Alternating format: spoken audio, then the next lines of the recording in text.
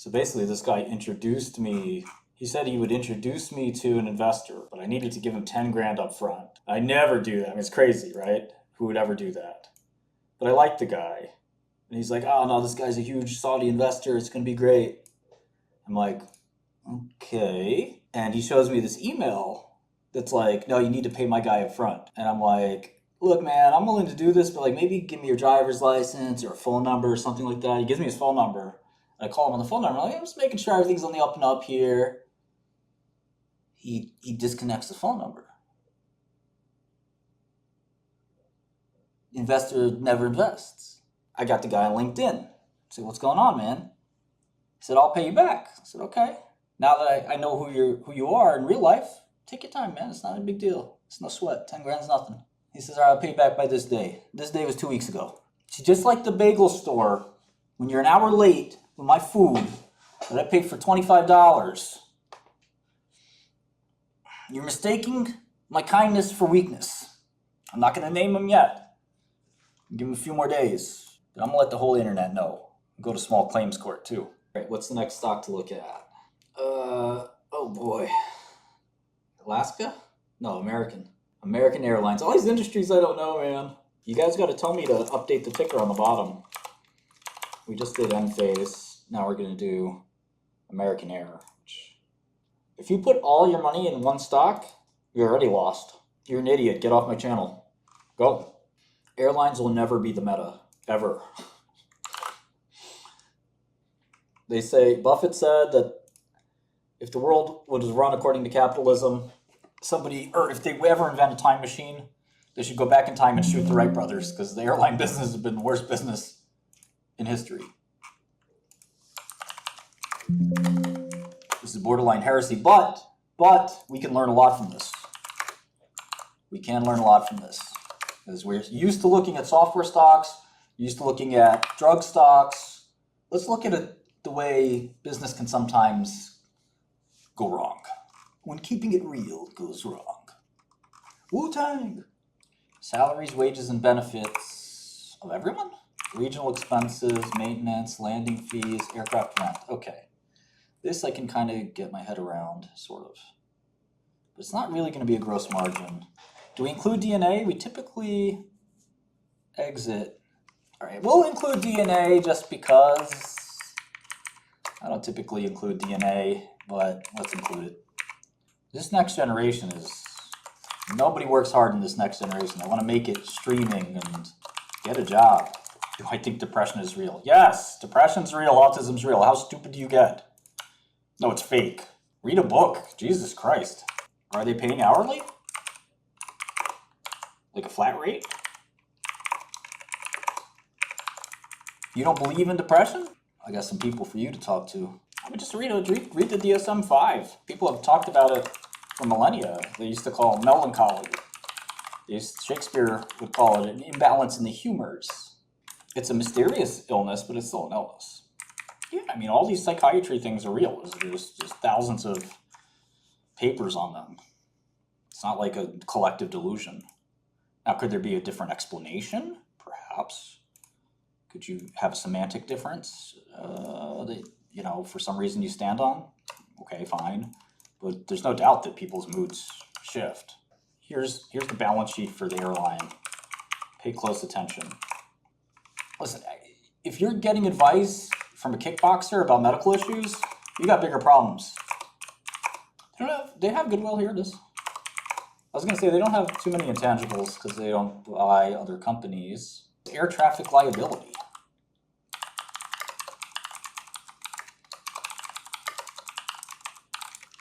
I don't want that liability, whatever it is. Loyalty program liability is $10 billion. They owe their loyalty members $10 billion. Holy. Okay, so this is the wonderful airline business. You've got $31 billion in PP&E. The only good part is your customers pay relatively quickly. Then you have all these other problems, like the razor-thin margins.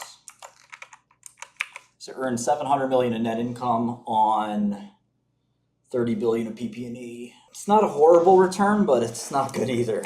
Return on assets there is brutal.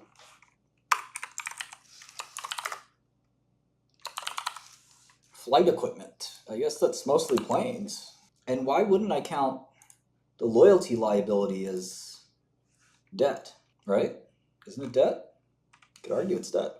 Inventory is plane parts and gas. Look at the leverage here. You got a 7 billion cap. Look at this chat. 30 billion enterprise value. 7 billion market cap. 30 billion enterprise value. Insane. Look at the cash flow. Negative cash flow. I hope they go bankrupt. I hope they go bankrupt. Cancel all the flights. Fly private. That's it. That's how I'm fly Sophia. The rest of y'all, pound sand. Look at the Capex. This thing doesn't trade less than cash value. It's a net debt. It's the other way around. 20, 30 billion in debt and the enterprise value of a couple billion. Okay. Cash flow is positive. Jesus Christ. Looking at the wrong line. Do you see that? It's cash flow from investing. Is not cash flow from operations. They don't break out cash flow from operations. Do you see that?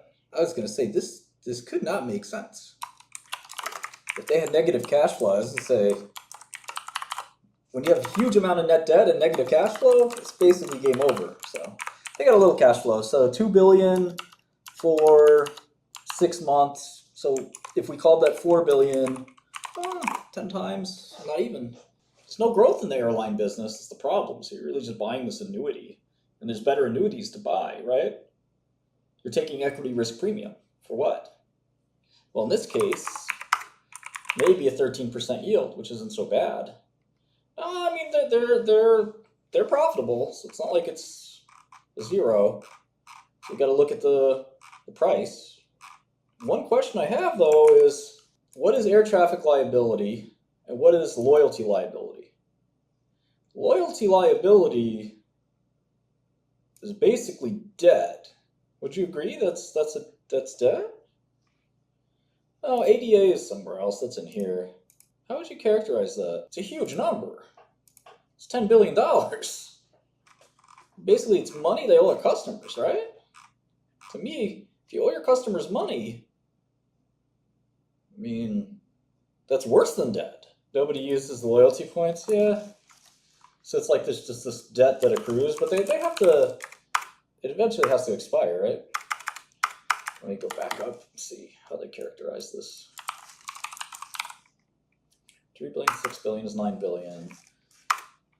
Okay. Loyalty revenue included in passenger revenue is principally composed of mileage credit redemptions, which were earned from travel for other partners. I don't really understand how that's revenue, but yeah, it's certainly interest-free debt. This is not an ask ChatGPT kind of question.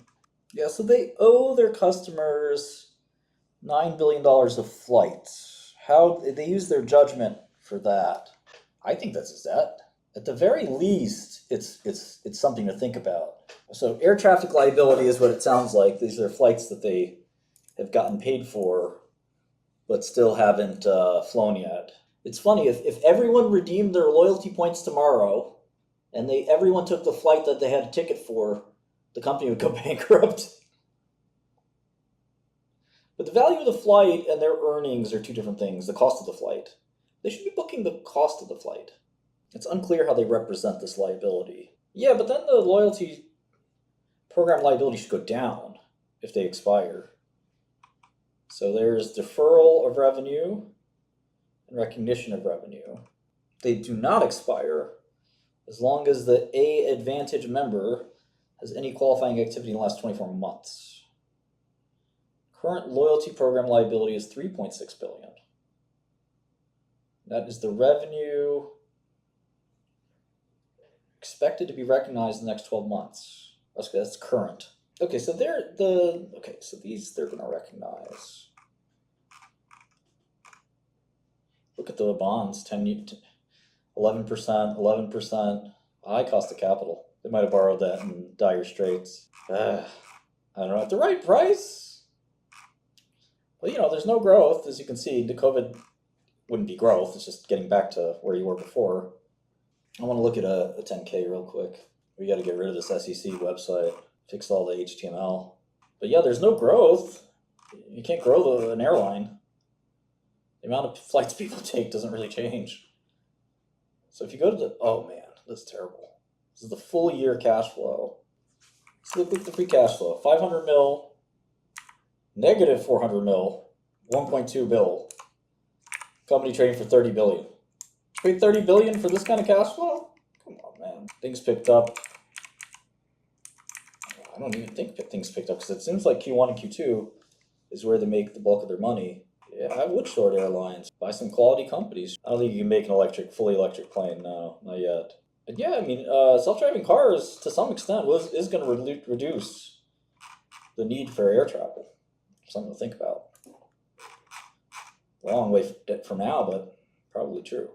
2020 was a bad year. That I understand. What I don't understand is like, what were the peak cash flows?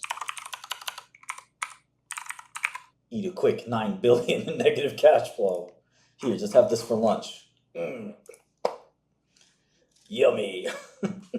Taking all that risk to make a billion a year, less than $1 billion a year in cash flow. You get smacked with a quick 8.5 bill. Joby Aviation? Is it private or public? And then you got Archer. What are you talking about? Airline. What's an airline? Oh, they'll pay that back in 30 years. Don't worry. In 2019, they lost money. In 2018, they lost money. Every year, there's an excuse. Oh, yeah, pandemic. What was the excuse before pandemic? Joby Aviation sounds like a short to me. Ooh. $5 stock is always a little harder to short, but sometimes those are the best shorts. You just got to make sure your broker's not going to know. It's the price of fuel. Price of fuel is too much. Man, you ever heard of hedging? Of course, they restated. Did they restate? Am I looking at the right thing, chat? Cash flow from, I think they restated something. This is even worse. None of these numbers even match. This is like a mirage. What the hell in capitalism you ever seen a company lose money like this every year? 30-40 billion enterprise value? Man. I'd short the bonds on this. If there's a bustle in your hedgerow, don't be alarmed now. They're gonna, some liberals is gonna let this go bankrupt. Kamala's gonna be like, too bad, I can't bail out Wall Street again. Oh yeah, this is truly sickening. Like, the best year they ever had, chat. This line right here, let me make it real nice, clear for you. I don't know, I did the best I could. That line, that gray line going across your screen that's numbered is profit. Oh man, I'm trying to eat. I'm trying to eat something right now. A tiny bit here is like, oh, I'm a little profitable now. Oh, I got a little profit now. The point of Wall Street is that the past doesn't matter. It's the future that matters. And maybe they're finally going to consistently make money. But they couldn't make money in other economic times. This is free cash flow. Did you make money or not? You know, it does look like they're turning profit now, which kind of is all that matters, right? You don't care about the past. You're not owning the past losses. I mean, you do have to pay this debt, but theoretically, I don't know. Best year they've had in 10 years, they had 1.2 billion free cash. That is the best year they had in 10 years. Same business model. I don't think they merged with anyone. So it's like the same size business. I don't know if they merged with Continental. Maybe that was a long time ago. But like it's mostly the same business. We need Wu-Tang Airlines. There's like 3 or 4 airlines. I mean, it's a small business. And they do all, I think, work together. But, okay, I think they did the merger here. And they didn't make money in none of these years either. It just bothers me. Worse than biotech. Make biotech look tolerable. At least you kind of eventually do make money in biotech. It is like, oh, maybe next year. We'll get them next year. Look at the number of positive years of free cash flow, right? There's 2, there's 3, and there's 4 out of 12. We make money 4 out of 12 years. Come on, man. We ain't doing this. What kind of business is that? Yeah, short the bonds. Who wants to buy those bonds? I might use the legacy terminal for a second as my devs build every piece. Okay, every piece of that legacy terminal. Let me look at the legacy terminal on the other screen. I'm looking at the bonds, baby. They call them sinkables. They got $1 billion issue, 2029 paper, 8.5%. Trading, man, it's trading above par. Ain't no way. Terminal whose name will not be mentioned. Look at this. Look at this, chat. The 2029 bonds, they're 5 3/4 coupon, trading at 99 cents on the dollar. So they're yielding 5.8, 5.9. They still got 5 years to pay that. Then you got the 5/15/29, 8 1/4 that are callable. No, those are callable. No, this is callable. Okay. And those trade even higher. Well, you know, for lower yield, or same yield. 105,891, which is a 6.392% yield, with 5.8% yield. Bonds or loans, correct. They're tradable loans. You know, they trade in the open market and they're issued by the companies. It's more complicated. It's a formal loan. They're not all the same though. All right, this makes more sense. Let's look at the 3034 bonds. 2034 bonds. 3034 would be weird. 2 7/8. They're trading at 88 cents on the dollar. So the bond market understands this is actually not far from the it's actually not very far from treasuries. Treasuries, I guess it's just inverted because the treasuries are 10 years right there. Man, this is a clown world right here. I don't know well, if you're short the bonds, you have limited upside. Like, so let's say you short this bond at 100 cents. You basically have unlimited upside. Well, you can make 100 cents, but you can't lose anything else because bonds don't go past par. Like, why would this bond go up a lot? It wouldn't, right? Odds of default are low, admittedly, but no, this is fixed income, not macro, but American Airlines. No, I didn't see Uber's issue. You know, these bonds might trade to 110 or 120 closer to maturity or something, but well, if they don't pay the bonds, you go to bankruptcy. Then there's a workout and all this stuff, and it's a mess. Bill, this is why the terminal that shall not be named has very little competition, because it's very hard to look up bonds.